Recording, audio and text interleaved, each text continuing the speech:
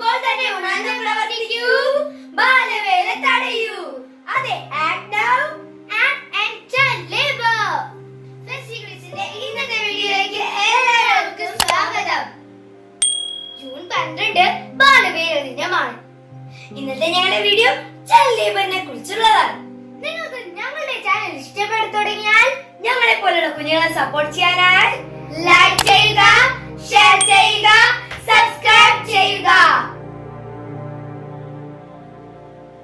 ലോകത്തിൽ 1 കുട്ടി വീതം തൊഴിലാളിയാണ്.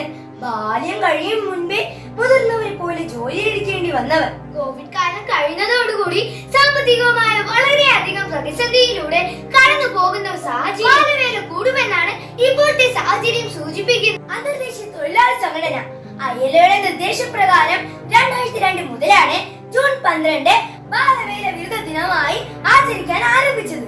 ILOയുടെ കണക്കനുസരിച്ച് ഏകദേശം 152 ദശലക്ഷത്തോളം കുട്ടികൾ ബാലവേല ചെയ്യുന്നുണ്ട്.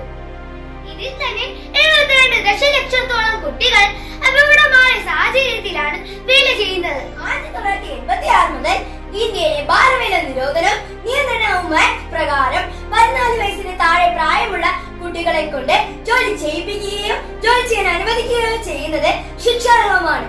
കുഞ്ഞുങ്ങൾക്ക് സൗജന്യവും സ്വതന്ത്രവും നിയന്ത്രിതവുമായ വിദ്യാഭ്യാസം നൽകണമെന്ന് ഭരണഘടന ഉറപ്പുവരുത്തിയിട്ടുണ്ട്. എന്നിട്ടും 8 കോടിയിലേറെ കുട്ടികൾ ഇന്നും കൂലിയില്ലാതെ ജോലി ചെയ്യേണ്ടി വരികയും മറ്റുള്ളവരുടെ ചൂഷണത്തിന് ഇരയാവുകയും ചെയ്യുന്നു.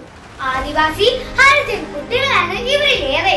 മറ്റു സംസ്ഥാനങ്ങളെ അപേക്ഷിച്ച് ബാലവേല ഏറ്റവും കുറവുള്ള സംസ്ഥാനമാണ് കേരളം. ബാലവേല നിരോധനത്തെ കുറിച്ച് ജനങ്ങളെ ബോധവാന്മാരാക്കുകയും കുട്ടി തൊഴിലാളികൾക്ക് ധാർമ്മികവും നയപരവുമായ പിന്തുണ നൽകേണ്ടതും നമ്മുടെ കടമയാണ്. സമൂഹത്തിന്റെ കാഴ്ചപ്പാടിൽ പുതിയ മാറ്റങ്ങൾ വരുത്തി ബാലവേല ഇല്ലാതാക്കുകയും കുട്ടി തൊഴിലാളികളെ വിദ്യാലയത്തിലേക്ക് അയക്കേണ്ടതും നമ്മുടെ കടമയാണ്. കുറിച്ച് ഞങ്ങൾ തന്നെ ക്രിയേറ്റ് ചെയ്ത ഒരു ഇംഗ്ലീഷ് പോമാണ് ഞങ്ങൾ ഇന്ന് പ്രസന്റ് ചെയ്യാൻ പോകുന്നത്.